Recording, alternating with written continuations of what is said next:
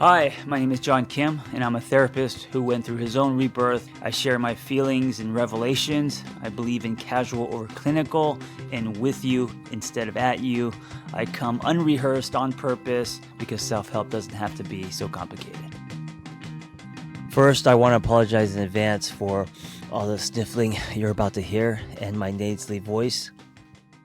I am in upstate New York during the summer, and I have really bad allergies, and my allergies are so bad, I literally feel like my face is melting. But I'm not going to let a nasally voice and a little snot prevent me from creating a dialogue. I am also, by the way, horizontal, and this is the first podcast I have ever done lying down with clothes on. I've done a podcast lying down without clothes on, but with clothes on, this is the first time. Okay, let's talk about the death of Bad Boys and why that is happening. So let's back up a little bit to last weekend. I was in a cemetery watching the classic 90s movie Reality Bites. Now, if you live in Los Angeles, you've probably done this, or if you haven't, it's definitely a one-time thing or a once-in-a-while thing. At the Hollywood Forever Cemetery during the summer, they project movies onto the wall, and thousands of people come and picnic, and there's a DJ and there's music, and it's really fun. It reminds me of the drive-ins back in the 50s. Now, of course, I didn't grow up in the 50s, and fuck you if you think I did. No, I'm just kidding. But I caught the I caught the tail end of drive-ins in the mid 80s. There were a few of them still functioning, and I remember I think I've gone to like two in my lifetime. So I think I was like 10 or 12, and I remember it was just really cool to watch a movie outside, and with a drive-in, you're in your car, but with a group of people. Anyway, that experience exists in Los Angeles, and I do it once in a while. Reality Bites is a movie about basically Winona Ryder. Well, it's a group of 20-something-year-olds post college, kind of feeling lost, and it's about love and relationships and finding themselves. And she has to pick between the bad boy, who is his name is Troy, and he's played by Ethan Hawke, and he's the guy that is charismatic and he hides behind his cleverness, um, as well as his bangs, and has a guitar strapped around his shoulder, and he's unpredictable, and he's everything that a bad boy is, right? Exciting and a little bit reckless. Um, and then there's the nice guy. There's Ben Stiller, and he has a job, and he tucks in his pants, and he's he's consistent and vulnerable and safe.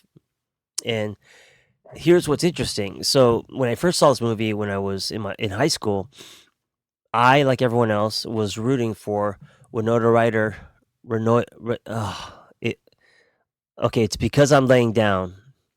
That's not true. My English is horrible, but I'm just gonna say it's because I'm laying down. I can't enunciate. Um, Winona Ryder, Winona Ryder. She has to pick between the bad boy or between the nice guy, and we are all rooting for her to pick the bad boy because there's something romantic about her getting him. There's something romantic about it not working out and then working out, right? And there's something romantic about um, being with someone who's uh, unattainable or who's not available. There's something boring about being with someone who actually is available. And so, what I found interesting was, in high school, like everyone else, I was rooting for her to get with Troy, the bad boy. Excuse the dog barking in the background. This is all part of the Angry Therapist podcast experience, by the way. Real life, dogs barking, allergies, snot running down my nose, and laying on the floor while I'm speaking to you.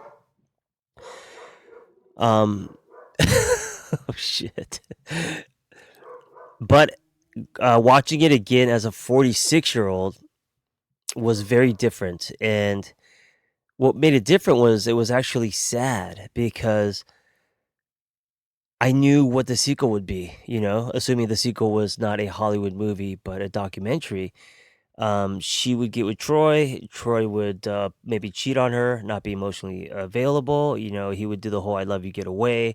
She would go through lots of pain and heartbreak, and ultimately end up in Al-Anon meetings, and that whole beautiful dysfunctional relationship that we are very familiar with. And then she would realize that she should have chosen the nice guy. And it's not that she didn't have chemistry with the nice guy, right? That's so, and maybe she didn't have as much chemistry, but we have to look at what chemistry means, because with a young love, and usually young love is unhealthy love, we define chemistry as the lightning in the bottle, right? The eyes meet across the room, and like all of that, and I get it, but sometimes that is actually not chemistry, that is dysfunction. That is what's happening underneath, and that's why it's so powerful. And I've learned that at 46, not only through coaching people with relationships, but just through my own personal love experiences, that is not sustainable, and that love is about peeling the onion. Love is about getting to know someone, and that takes time. It's not about just the feeling. So there's a difference between the feeling of love and or what we call chemistry, which is sometimes dysfunctional, and actually building a healthy relationship, which takes work and can be boring, right? We'll be right back after this brief message.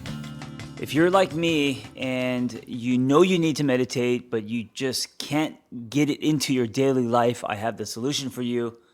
Simple Habit. They're an app, and what makes them different is they have hundreds of experts doing all different forms of meditation. So it's not just one platform with one expert doing one type of meditation. They even have very specific meditations to your life problems. So for example, if you're nervous about a big meeting, or if you want, meditations about parenting issues, they have very niche meditations, which makes it really powerful. Finally, they have short meditations that can be consumed in like 5 minutes. So it's like what I do, right, in a shot class. These guys do that for meditations, and I think that's what makes them very powerful and practical, and it's what's going to get you to thread it into your life. So go to simplehabit.com/angry, and you will get 30% off their premium subscription. And this is only for the first 50 listeners. Now, when you get the premium subscription, you get access to thousands of meditations. Go to simplehabit.com/angry and get 30% off their premium subscription for the first 50 listeners. Go get your calm on. If you're like me and you don't have a lot of time to go grocery shopping or to find amazing recipes, all right, to confess, I don't even know how to cook. You got to try Sunbasket. They deliver organic produce and clean ingredients straight to your door.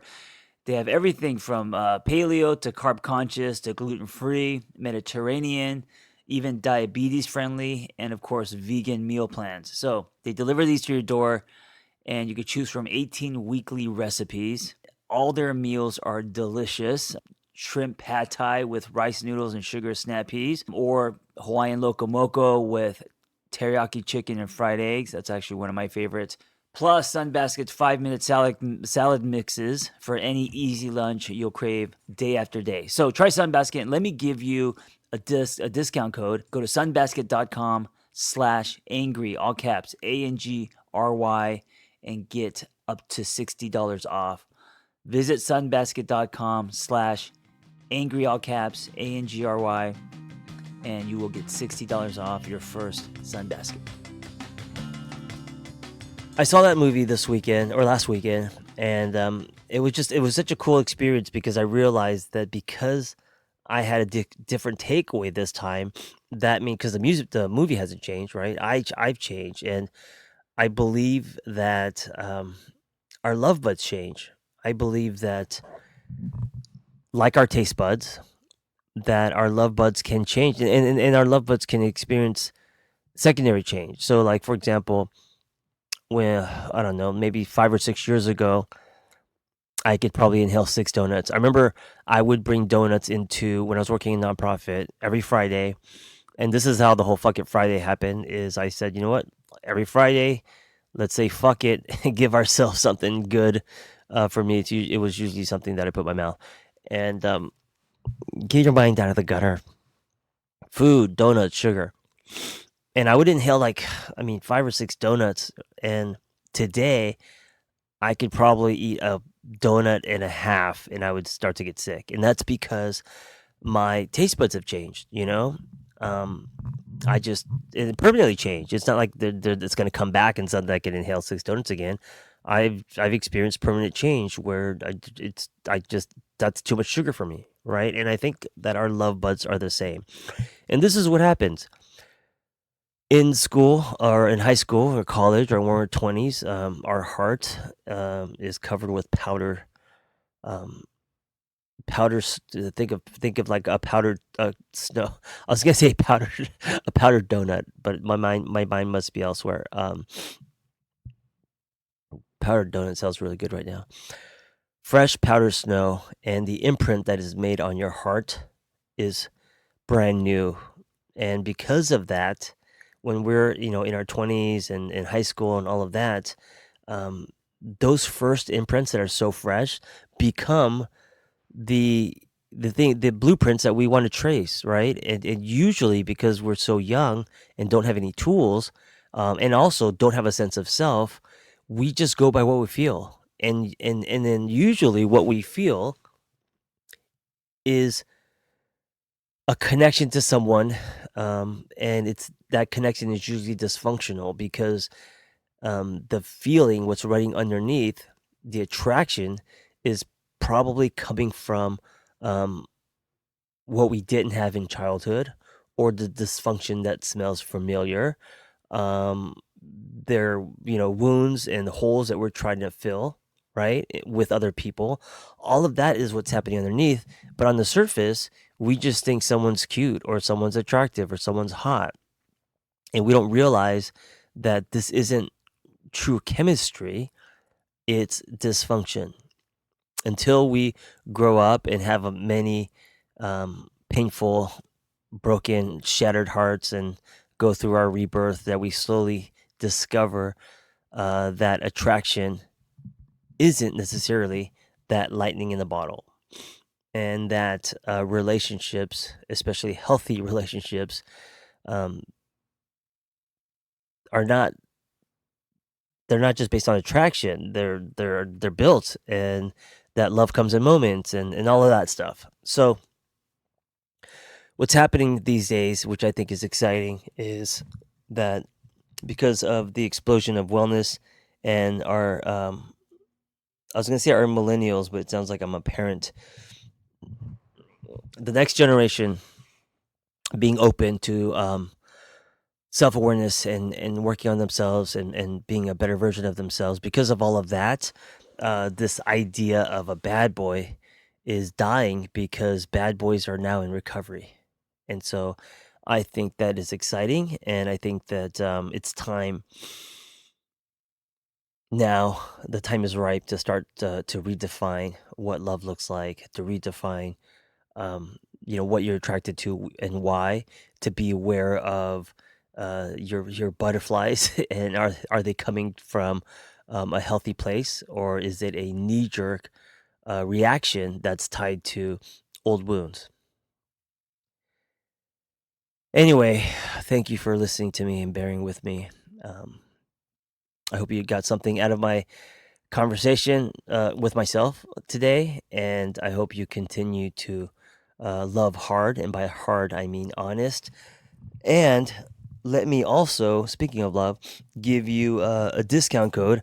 I haven't done this in a long time, to my audio course. It's like a 9-hour mega audio course, same tone as my podcast. Just go to my Instagram or my website, angrytherapist.com, and the discount code is, you guessed it, love hard, all caps, and you will get, I think, 30, 40, 50% off. I'm not sure, but it will be a huge discount. And the audio course is called no more unhealthy relationships, which should be the mantra for you for this year. Thank you for listening. Be well. Hey, before you go, if you like my ramblings and revelations and shares, I am now texting people directly to their phone.